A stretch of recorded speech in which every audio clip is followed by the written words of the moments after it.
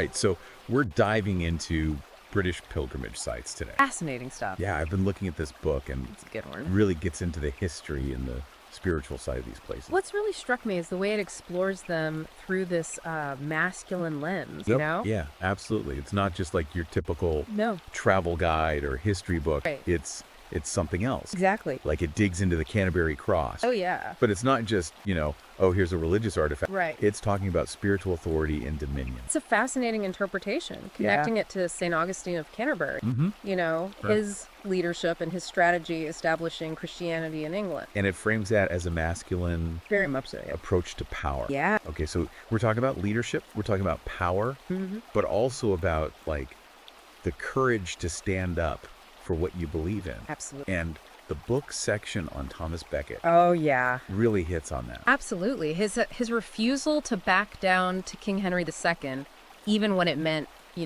death. Yeah. That's a powerful example of integrity, And the book frames this story as like a pivotal moment in British pilgrimage. It becomes more than just visiting a shrine. It becomes about resistance. Right, so it's like his sacrifice Yeah. adds this whole other layer to the pilgrimage experience. Yeah. It's like you're honoring his stand Absolutely. by going there. Yeah, and what's interesting is it draws a parallel between Becket's journey and the challenges that men face today. Oh, really? How so? Well, it argues that men are often pressured to compromise their values, to conform to societal expectations that don't always align with their true selves. Yeah, I can see that. Yeah. So are you saying that the book sees pilgrimage as a kind of metaphor Exactly. for the struggles that men go through Very much so. to find their own path? It even shares a story about a modern man who retraced the Canterbury pilgrimage route. Wow. And not for religious reasons, but as like a personal journey of self-discovery. Interesting. Yeah, it highlights how these ancient rites can still be relevant today. Yeah. Offer a framework for navigating like the complexities of modern life. That makes me think about how we often view pilgrimage as a physical and spiritual journey, but this book seems to be suggesting that it's a deeply intellectual journey as well. Yeah, absolutely. And, it goes beyond just like individual journeys. Okay. It looks at the impact of pilgrimage on British national identity. That makes sense. You think about places like Glastonbury Tor and Lindisfarne. Yeah, steeped in history. Steeped in myth. Yeah. You go to those places and there's like this energy that Yeah. speaks to a shared past. Collective memory. Exactly. Yeah. Like by walking those paths, Yeah. those pilgrims were connecting to like the essence of Britain. And what's fascinating is that the book points out how pilgrimage acted as a social leveler. Oh, really? Regardless of your social standing, everyone was equal on the road. It created a sense of camaraderie, Right. a shared experience that transcended those boundaries. It stripped away all the superficial stuff and Yeah. got to the core of being human, the resilience, Yeah. the camaraderie. The willingness to help each other. Exactly. Yeah. That really resonates with me. It speaks to like a fundamental human need for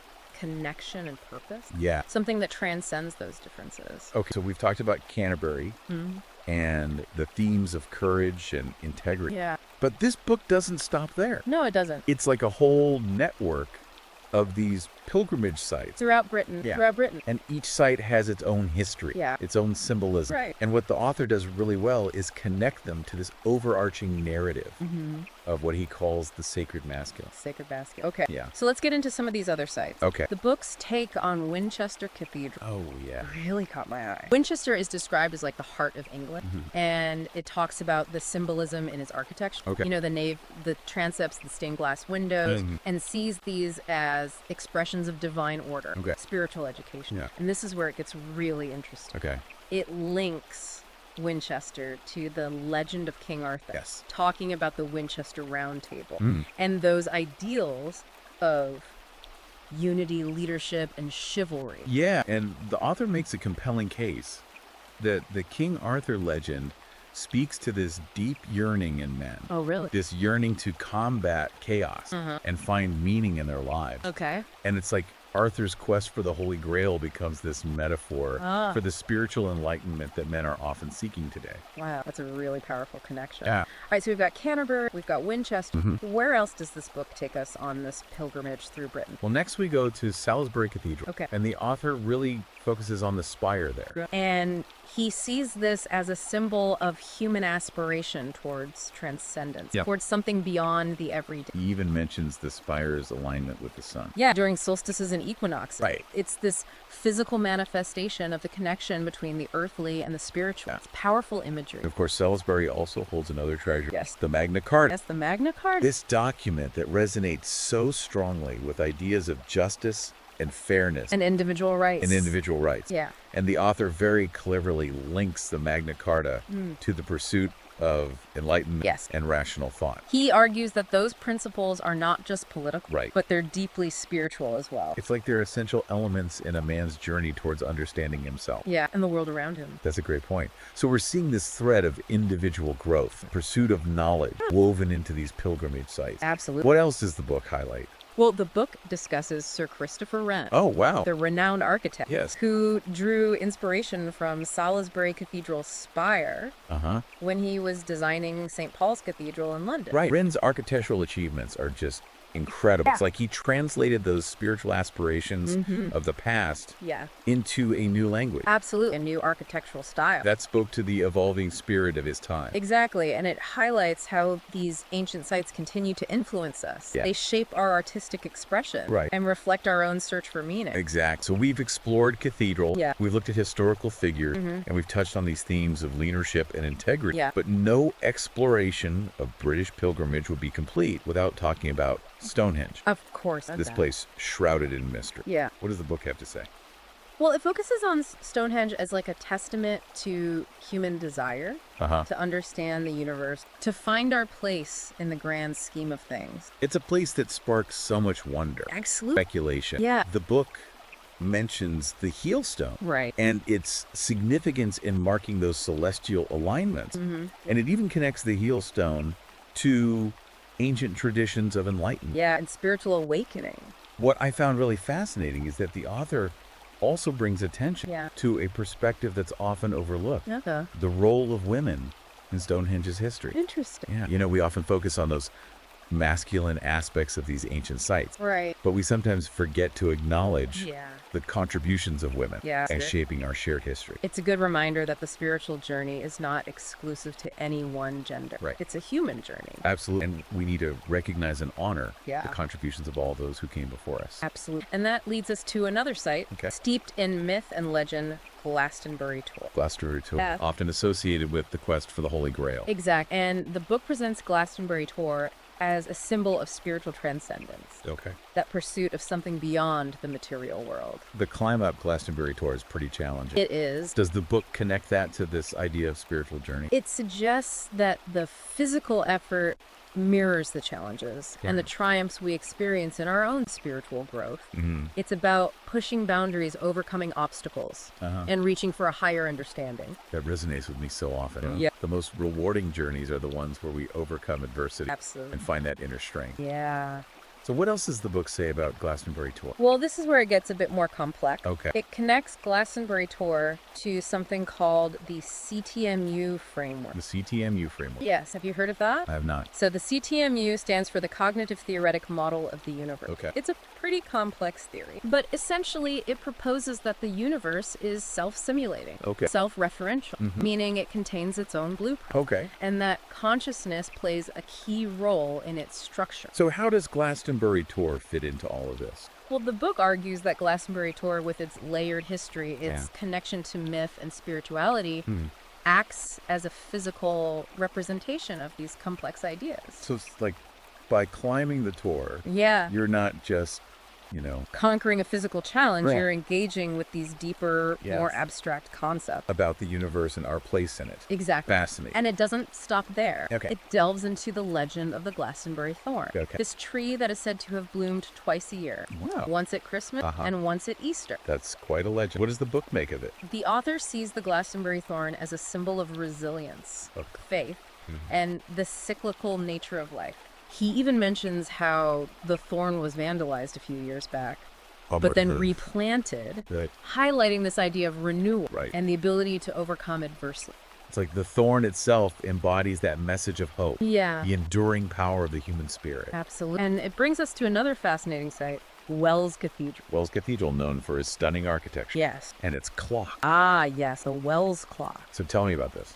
The book focuses on the clock not just as a timekeeping device, Okay. but as a symbol of communal order, cosmic harmony, the regulation of life's rhythm. So it's not just about telling time. No, it's about something much bigger. Okay. The author connects the clock's precision and reliability to the medieval understanding of the universe as this perfectly ordered machine. Okay. He suggests that by observing the clock's steady movements, we can find our own sense of balance and order in a world that often feels chaotic. It's like the clock acts as a kind of anchor, a reminder of that underlying order that exists, even amidst the chaos. Exactly.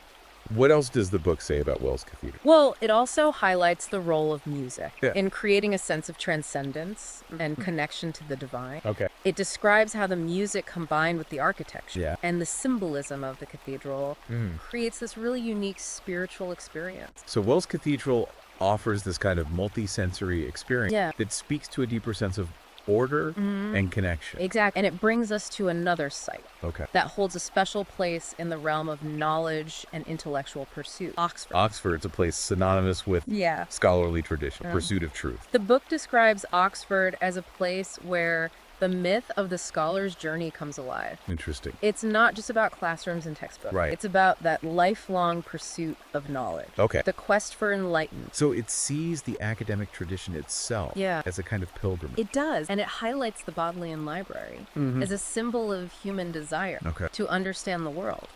This vast repository of knowledge, a testament to the power of the human mind. Absolutely. Explore and discover. Yeah, and the book also points out that even in a place like Oxford, where learning is paramount, unexpected moments of spiritual discovery can occur. It mentions these hidden gems of Oxford, like small chapels and quiet gardens, as places where the sacred can be found in unexpected ways. That's a good point. Yeah. Sometimes the most profound experiences happen when we least expect them. Absolutely. In those quiet, unassuming places where we can truly connect with ourselves. Yeah, and it leads us to a very different kind of site, Hadrian's Wall. Hadrian's Wall. Yes. That massive Roman fortification stretching across northern England. The book uses Hadrian's Wall as a symbol of boundary, both physical and spiritual. And it talks about how the wall served as a constant reminder to the Roman soldiers who guarded it that they were on the edge of the known world. Wow. Facing the unknown. So it's like the wall represents this fundamental human need for definition, projection. Absolutely. And the book connects that to the challenges that men face today. In what way? Well, it argues that we all need to establish boundaries, both in our personal lives and in the wider world. Right. We need to know where we stand, what we believe in, and what we're willing to fight for. That's a powerful message. Yeah. So it's about defining who we are, what we value, what we're willing to protect. Absolutely. So what else does the book say about Hadrian's Wall? It also looks at like the psychological impact of walls in general. Okay. It uses examples like the walls of Troy, the Berlin Wall, to illustrate how walls represent this need for security. But also the potential for division and isolation. It's like they can both protect us and imprison us at the same time. There's this poignant story in the book about the discovery of a Roman soldier's grave. Near Hadrian's Wall. Near Hadrian's Wall. It really humanizes the wall. Yeah. It reminds us that behind these grand structures, there are human stories. Always. Yeah. It's a good reminder that history is not just about dates and events. Right. It's about the lives of real people. And the book ties archaeology itself to the process of self-awareness. Okay. Just like archaeologists uncover hidden truths about the past, we need to dig deep within ourselves to understand who we truly are. That's a powerful analogy. Yeah. It's about confronting our own past, our own shadows, and integrating those into a more complete understanding of ourselves. Absolutely. And that brings us to another magnificent structure, Durham Cathedral. Durham Cathedral. Yes. Known for its grandeur. Its soaring arches. Its intricate carvings. What does the book have to say about it? Well, it focuses on Durham Cathedral's architecture. Okay. Emphasizing the grandeur and the symbolism of its ribbed vaults and its pointed arches as reflections of divine order. It's like the cathedral itself embodies that sense of order and purpose. And the book connects the cathedral's design to the medieval understanding of the physical world Right. as a reflection of the divine. So by contemplating the cathedral's architecture, Yeah. we're invited to contemplate Yeah. the larger order of the universe. Exactly. And the book tells a story about a stonemason Okay. who finds clarity and purpose in the precise alignment of the ancient stones of Durham Cathedral. Wow. It's like the act of building the cathedral Yeah. becomes a metaphor for the process of building our own lives. Brick by brick with intention and purpose. That's a beautiful image. Yeah. So we've journeyed from Canterbury to Durham, exploring themes of leadership, integrity, the pursuit of knowledge, the importance of boundary. Absolutely. What other destinations await us on this pilgrimage through Britain? The book takes us to the rugged beauty of the Scottish Highlands, Okay. where we encounter the West Highland Way. Let's pause there for a moment. Okay. This feels like a good place to take a break Yeah. and let our listeners absorb all these fascinating insights. We'll be back in a moment to continue our deep dives into this extraordinary book. Sounds good. Yeah, the West Highland Way. It's a challenging trail, Yeah. It really tests your limits, both physically and mentally. Right. And the author connects that to this kind of inner strength that men need to cultivate. So it's about more than just enjoying a scenic hike. Yeah, exactly. He describes it as like a portal to understanding the mysteries of life. Oh, wow. Yeah, he argues that by immersing yourself in that rugged landscape, you tap into something primal. I like that. Tapping into something private. Yeah, something ancient. Yeah. Something that resonates with a deeper understanding of what it means to be human. Does he elaborate on that at all? He talks about slowing down, being present, tuning out the noise of the modern world, Right. Connecting with nature, Yeah. with your own inner strength, and with the long lineage of men who have walked those paths before you. That makes sense. Yeah. There's definitely something about being out in nature that can be incredibly grounding, Absolutely. restorative. And he also highlights the importance of mindfulness. Okay.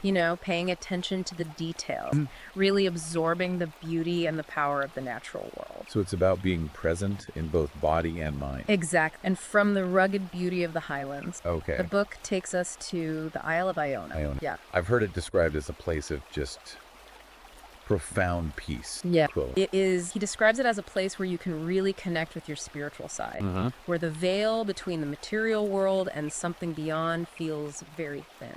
That's a powerful image. Yeah. What else does he say about Iona? Well, he talks about the island's history, Okay. its connection to St. Columba, who brought Christianity to Scotland back in the 6th century, Right. and how it's become a pilgrimage destination for people all over the world. Drawn to that sense of peace, Yeah. that deep connection to the sacred. Yeah, it sounds like a place that invites contemplation and reflection. It does. And he also talks about the Iona community. Oh, yeah. This group of people committed to living out their faith in a practical way. Yeah, in a meaningful way. Tell me a bit more about the Iona community. What are their core values? Well, they emphasize social justice Okay. and community service. And the author ties this back to the theme of the sacred masculine, Okay. suggesting that true masculinity is not just about strength and power, but about using your gifts to make a positive impact on the world. It's about stepping up. Yeah. Taking responsibility. Yeah. Using your strength to serve something greater than yourself. Absolutely. And he also highlights the importance of ritual. Okay. He describes this very simple ritual he performs after every pilgrimage. Okay. He rings a small hand bell in a quiet chapel. I love that imagery. Oh, eh? What does that represent for him? He says it's a way of marking the end of one journey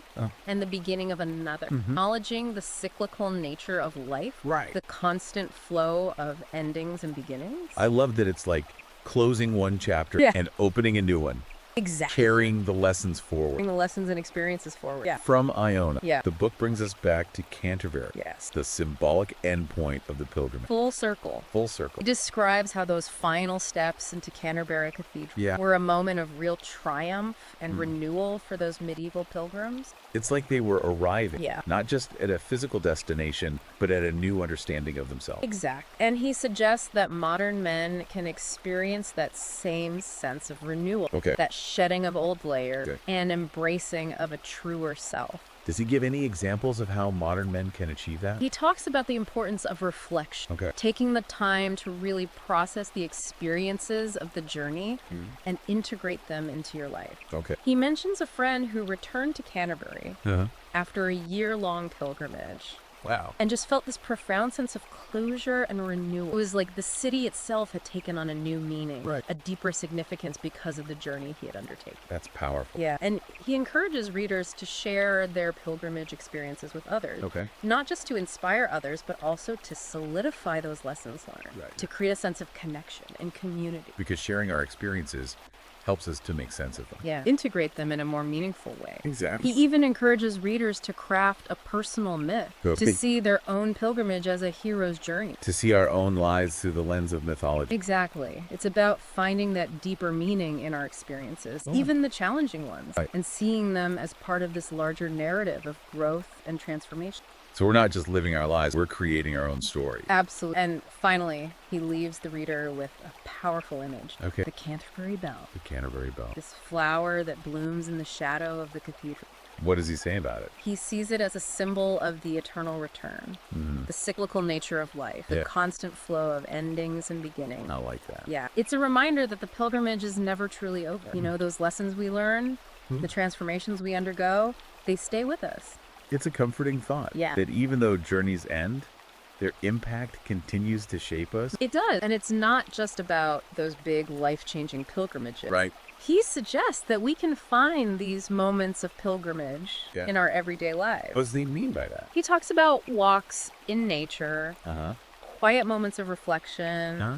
acts of service. Yeah. You know, anything that connects you to something larger than yourself. Right. It's about finding those moments of, Yeah. of renewal, of connection in the midst of our busy lives. Yeah. That's something I think we can all relate to. Yeah. You know, we all need those moments of pause or reflection to recharge. To recharge and reconnect with what truly matters. Absolutely. And those moments can be just as powerful and transformative Right. as any grand pilgrim. So we've explored Canterbury, Winchester, Salisbury, Yeah. Stonehenge, Glastonbury Tour, Wells Cathedral, Wells Cathedral, Oxford, Hadrian's Wall, Durham Cathedral, Hadrian's Wall, Durham Cathedral, the West Highland Way, and Iona. and Iona. That's quite a pilgrimage. Yeah, but the book covers even more ground. It does. Yeah, he doesn't stop there. Okay. He takes us to the Ridgeway, The Ridgeway. Britain's oldest road, Wow. steeped in the history of the ancient Britons. It sounds like stepping back in time. It is. He describes this feeling of walking along that ancient path. Yeah. And imagining the people who walked there centuries ago. It's like a tangible link to the past. Yeah, and then he also explores St. Alban, Okay. where the first Christian martyr in Britain, St. Alban, made his stand. St. Alban, a figure of courage, Yeah. conviction.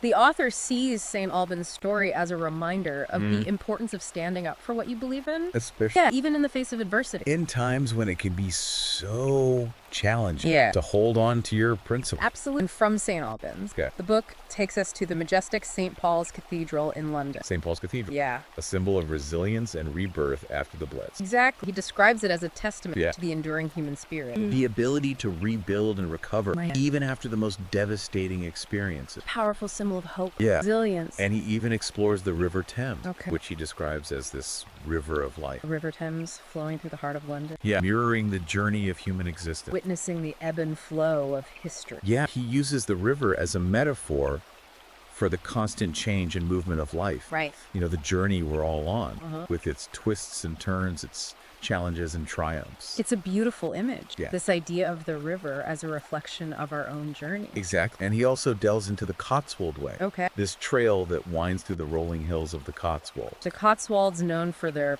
picturesque villages, Yeah. idyllic landscape. He connects the Cotswold Way to the history of the wool trade, Interesting. which was once the backbone of the region's economy. Uh-huh. And he talks about the Cotswold lion, Okay. this breed of sheep. A Cotswold lion, known for its hardiness and resilience. Interesting. What does he say about the Cotswold lion? He uses it as a symbol of the qualities that men need to thrive in today's world. Okay. Strength, adaptability, a willingness to work hard. Right. You know, even in the midst of beauty and tranquility, there's a need for strength and perseverance. He doesn't shy away from the challenges that men face in today's world. No, he doesn't. He talks about the pressures of modern life. Yeah, the feeling of being lost or directionless. I think those are feelings a lot of men can relate to. Absolutely. And he offers hope. Okay. He suggests that the pilgrimage, both literally and metaphorically, Right. can be a way to reconnect with ourselves, Yeah. to rediscover our purpose and our strength. It's about finding that inner compass. Yeah. That sense of direction. Exact. And one of the trails he focuses on is the Pennine Way. The Pennine Way. This 268-mile trail, Wow. considered one of the toughest in Britain. That's a serious challenge. It is. He calls it the backbone of Britain. Okay. And uses it as a metaphor for the kind of inner strength that men need to develop. What does he say about the Pennine Way's challenge? He talks about the rugged terrain, the unpredictable weather, the sheer distance. Right? And he says that it's those challenges that yeah. make the journey so transformative. It's like by pushing our boundaries, Yeah. facing our fears, we discover a deeper strength within ourselves. Exact. And he also draws this fascinating parallel Okay. between the geological formations of the Pennines with their layers of rock that have been shaped by centuries of erosion and the way that our own challenges shape us Right. and make us stronger. It's a powerful analogy. Yeah. Our struggles are not something to be avoided, Right. but something to be embraced. Yeah. And from the Pennines, he takes us to York Minster, one of the largest and most impressive cathedrals in Europe. Truly awe-inspiring. Yeah. He captures that sense of awe in his writing. He talks about how the minster's soaring arches and intricate carvings draw your gaze upward, reminding you of humanity's aspiration towards the divine. It's like a tangible expression of our yearning for something greater. Yeah, and he even encourages readers to stand beneath the rose window and just let that light wash over them, to feel that connection to something beyond the everyday. It sounds like an incredibly moving experience. It is, and he connects York Minster to the story of St. Cuthbert, this 7th century monk, known for his piety, his connection to nature, and his resilience in the face of adversity. So a figure of strength and humility. Yeah, the author sees Cuthbert's journey from hermit to bishop as a metaphor for spiritual growth. It's a reminder that growth isn't always linear, that it involves retreats and advances, moments of solitude and moments of connection. It's about finding that balance, that rhythm in our own spiritual journey. Exactly. And he highlights the symbolism of Cuthbert's pectoral cross, which was discovered in his coffin centuries later. What does he say about the cross? He sees it as a symbol of the intersection between the earthly and the divine, a reminder that even in the darkest times, there's a light that can guide us.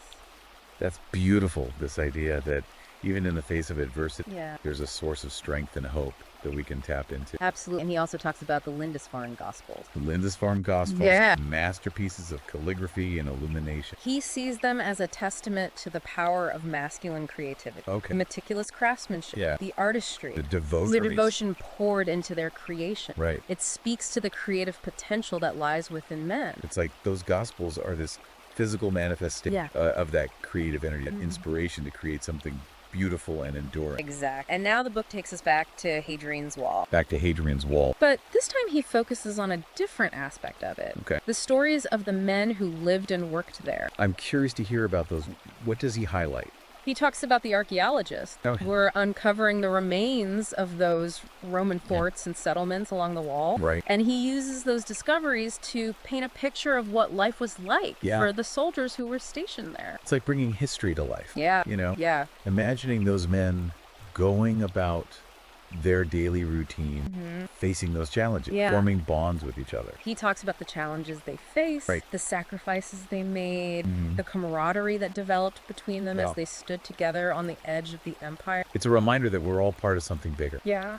You know, and we can draw strength from the stories of those who came before us, who faced their own challenges with courage. And the author connects those stories to the challenges that men face today, suggesting that we're all standing on some kind of wall, facing our own personal frontiers. We're all on a journey, you know, facing our own obstacle, trying to navigate a world that can often feel so uncertain and unpredictable. He also talks about the importance of boundaries, both physical and spiritual, and how those boundaries help us define who we are and what we stand for. Boundaries are essential for defining our own space, our own values, our own sense of self. He uses the example of the mile castles, those small forts that were spaced along Hadrian's Wall, to illustrate how discipline and even the smallest actions are essential to maintaining order and protecting what's important to us. It's like a reminder to be mindful of the boundaries we set for ourselves and for others, and to be willing to defend those boundaries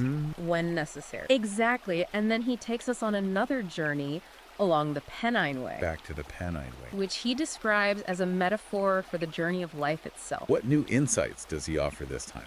He talks about That rugged beauty of the trail, the unpredictable weather, Yeah. the challenges that it presents to both body and mind. Right. And he argues that it's precisely those challenges Okay. that make the Pennine Way such a transformative experience. It's like a crucible, Yeah, you know? a test of our strength. A test of our strength and resilience. Exactly. And he encourages readers to use the landscape as a mirror Okay. for introspection, to pay attention to the detail Yeah. and to let the natural world speak to them. It's about slowing down, tuning out the noise of the modern world, Yeah. allowing yourself to be present in the moment. Exactly. That resonates with me. There's something about being out in nature Yeah. that invites that contemplation, allows for a deeper connection with ourselves. Yeah. And from the Pennines, he takes us to Durham Cathedral, Where where he focuses on the story of the stonemasons who built it. those craftsmen Yeah. who created something so enduring and awe-inspiring. He talks about how those men, with their simple tools Yeah. and their unwavering dedication, Right. created a structure that has stood for centuries. A testament to the power of human skill, Yeah. determination, Yeah. that ability to create something lasting, Yeah. meaningful. And he uses the cathedral as a metaphor for the importance of craftsmanship. Okay. Taking pride in our work. Yeah. Creating something that will outlast us. It's a reminder that our legacy Yeah. can live on through the things we create, Absolutely. the impact we have on the world. Yeah, and he encourages readers to experience the cathedral, not just visually, but with all of their senses. What does he mean by that? He talks about feeling the weight of the stone, Okay. smelling the incense, Oh. hearing the echoes of the choir. It's about immersing yourself in that sacred space Yeah. and allowing it to work its magic on you. So it's about engaging all of your senses, Yeah. opening yourself up to a deeper experience. Exact. And now he takes us back to the Scottish Highlands. Back to the Scottish Highlands. This time to the West Highland Way. We're returning to the West Highland Way. Yes, but with a slightly different focus this time. Okay. He emphasizes the importance of preparation, Right. both physical and mental, Right. for navigating the trail's challenge. So it's about being prepared for the journey ahead, Yeah. both physically and mentally. He even talks about how he created a playlist Oh, wow. of bagpipe music Okay. and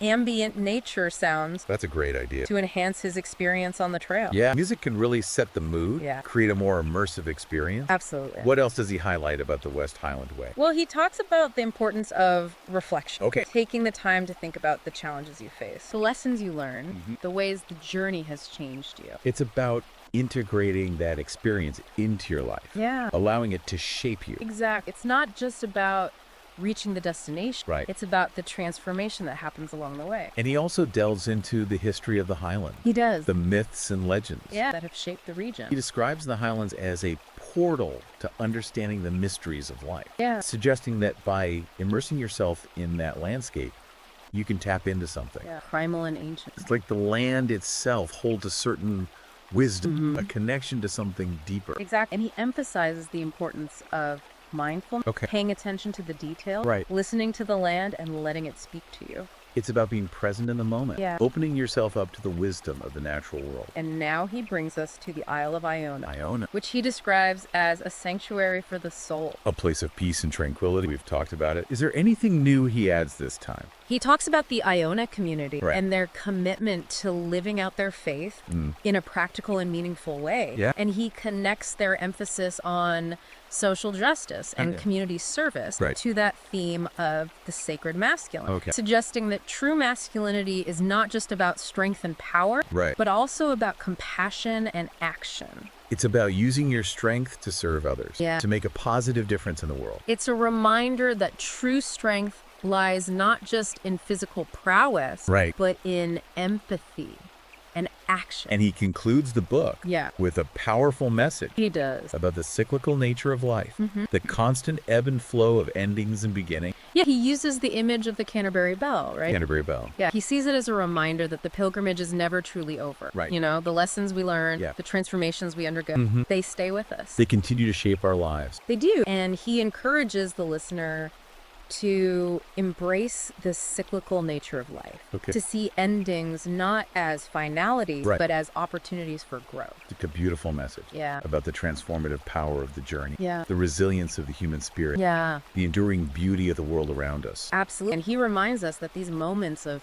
pilgrimage, Right. these opportunities for growth and transformation can be found not just in grand adventures, Right. but also in the everyday moments of our lives. It's about being present, Yeah. being mindful, Yeah. and being open open to the possibility of transformation Exactly. in every moment. Yeah. It's fascinating how the author connects these ancient pilgrimage sites to a kind of blueprint for masculine living. You know? Right. It's like he's saying we can look to these journeys, these stories for guidance in navigating the challenges of being a man today. It's not just about the history or the religion. No, it's deeper than that. It's about tapping into something timeless. Exactly something that speaks to the core of what it means to be a man. And what I appreciate is how he brings it all back to everyday life. Yeah. Yeah. We don't necessarily have to trek across England to find that meaning. Right. He makes the point that those moments of pilgrimage, those opportunities for growth, they can happen anywhere. In the most unexpected places. Yeah, he uses this great example, actually. Oh, yeah. You know those traditional door knockers Yeah. you often see on old churches and cathedrals in England? I know exactly what you're talking about. Usually shaped like a lion's head? Yes. He calls it the Durham knocker. Okay.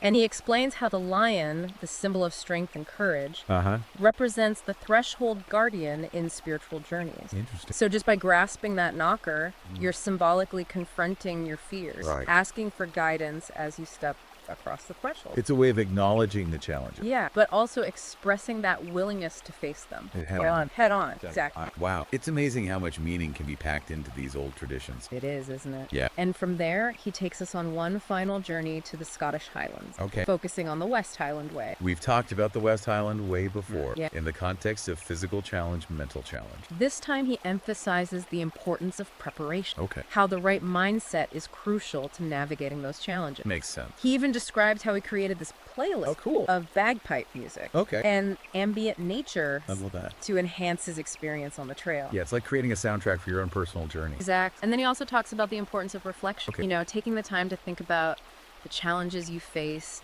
the lessons you learned, and how that experience has really changed you. So it's not just about reaching the destination. Yeah. It's about the transformation that happens along the way. Exact. And finally, he brings us to the Isle of Iona. Iona, that place of peace and tranquility. He calls it a sanctuary for the soul. Beautiful. A place where you can connect with your spiritual side. Anything he adds this time around. He talks about the Iona community. Right. Those folks committed to living out their faith, Yeah, in a really practical way. serving others. Exact. And he connects this to the idea of the sacred masculine, Yeah. suggesting that true masculinity isn't just about strength and power. It's about more than that. It's also about compassion Right. and action. Using your strength to make a difference. Exact. And he ends the book with this really powerful message. What's that? About the cyclical nature of life, you know, the constant ebb and flow of endings and beginnings. He uses the image of the Canterbury Bell, right? He does. He sees it as a reminder that the pilgrimage is never truly over. Yeah. The lessons we learn, the transformations we experience, They stay with us. they stay with us and continue to shape our lives. It's a beautiful image, that Canterbury Bell. Yeah.